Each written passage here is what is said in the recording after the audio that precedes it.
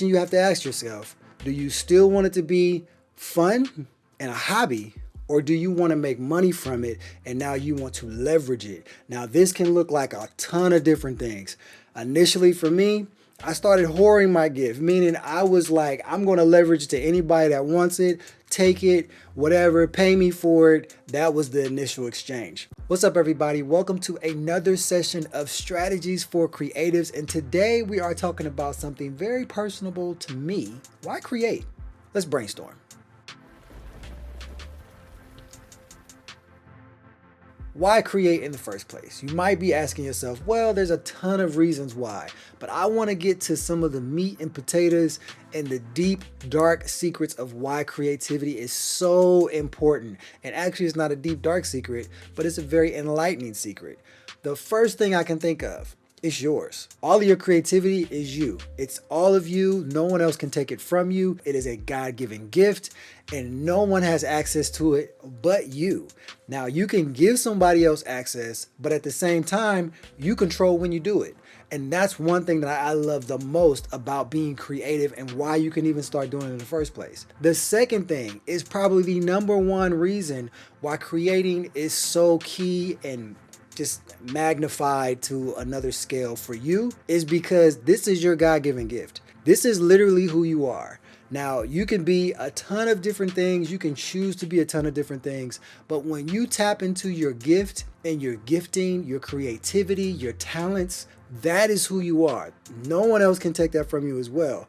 Once you discover what those are, they're yours. And we all have our own personal gifts. Now, you might think, well, there's other singers out there. There's other drawers. There's other creative individuals in so many different scales. This is very true, but no one can do it like you. And that is the main part about being creative and having the capability to create whenever you feel like it. Because once you create, it's your creativity. It's your creation. It's no one else's. Now, there's some very sticky areas when you start talking about, leveraging ideas or concepts or looking or being inspired by other people. Now you start kind of dancing on a fine line of copying. And I'm not talking about copying. I'm not talking about leveraging other things. I'm talking about your gifting and your capability that's innately inside of you, that was given to you by the creator and the creator alone. Now, you might have areas where you discover new things about your creativity or discover concepts about it, but initially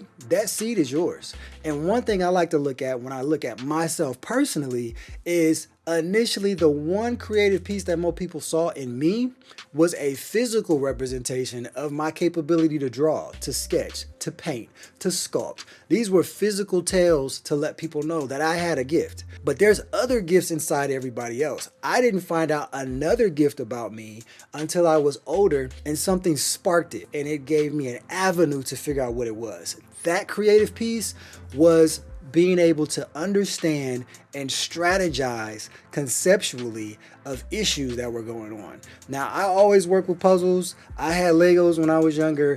I knew how to read schematics and all those kind of things. That wasn't the strategy piece. The strategy was I had a problem and then I was able to see the solution far beyond where I was initially. So if somebody gave me an idea or a concept, I seen that thing and then I was able to produce that thing. And that was something that was great for me. And it was way more than just putting pen to paper. When I figured this out, it was when I was doing a lot of sketching and logo development and branding for a lot of people. And this was around my 19, 20, 25 age.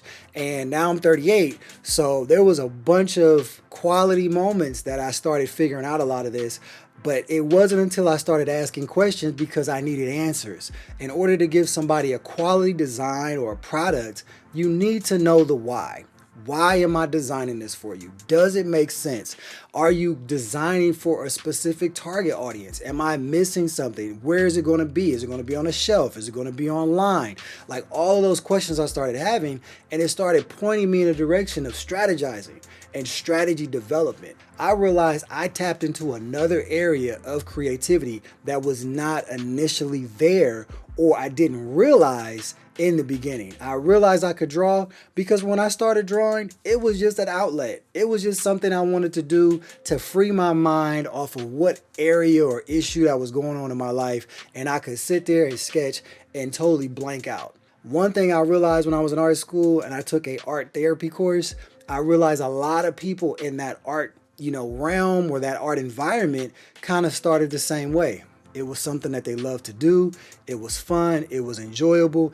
And somebody told them that they should leverage their capabilities and their skills and do something with it, whether if it was going for a job, going to school specifically, and try to, expound on those talents and gifts. Here's the kicker. When you expound on those gifts and abilities, the question you have to ask yourself, do you still want it to be fun and a hobby? Or do you want to make money from it and now you want to leverage it? Now, this can look like a ton of different things. Initially, for me, I started hoarding my gift, meaning I was like, I'm going to leverage it to anybody that wants it, take it, whatever, pay me for it. That was the initial exchange. Then I started understanding the business side of it, and I still kind of had that mentality a little bit, but what I was able to do was do it in a business perspective, and I wasn't just pouring out my gift, but I was actually leveraging my gift to benefit them and to benefit myself. Then on top of that, what I also realized was if you work for somebody, they're going to leverage your gift as well for the exchange of funds, for the exchange of your time, your effort, your gift, and they're going to pay you for it. So those are several different areas where you can do it that benefit you as a creative individual and then be able to leverage your gift. Now, that's not just for artists. That's for all types of individuals that are creative. Now, how you want to leverage it for capital gain is a total different arena. And I just challenge you guys to think about it. Why create? What is the benefits of creating? And I can give you several of them when you think about the pros. One, you can do it. It's yours. You don't have to ask anybody else for permission. You can do it whenever you desire to. And what's innately in you, that seed of creativity, you can sprout as many things off of it as you want. And some of the cons are not all of them produce the same amount of finances. Not all of them will give you the same amount of expounded capability to reach other people, or they might not give you the fame and the fortune that you desire either, depending on the type of creativity. So some of them might be overlooked. You might have to work harder in order to get that creativity out so other people can see it. Some might need a portfolio versus some might be verbal. I also want to challenge you guys to now think about what are some of the creative areas that people might see in you, and what are some of the creativity items that they do not see in you, like mine. One of the intangibles was strategizing, being able to be creative in that arena versus someone that could see me draw and sketch and they could immediately see how they might be able to utilize my gifts, or we might have some type of barter within that system. But there's a ton of items to your creativity, and if you're really trying to leverage it, you might do really, really well in one, and one might not be as good or might need support or assistance or continual leveraging and study to understand that thing. But depending on that creativity, I challenge you to figure out what they are, make a list about them. There's also a PDF I'm gonna put in the description as well, so you can leverage that. It's literally your likes and dislikes. And if you can start there, you can figure out where your creativity is and how you can leverage it later. Peace.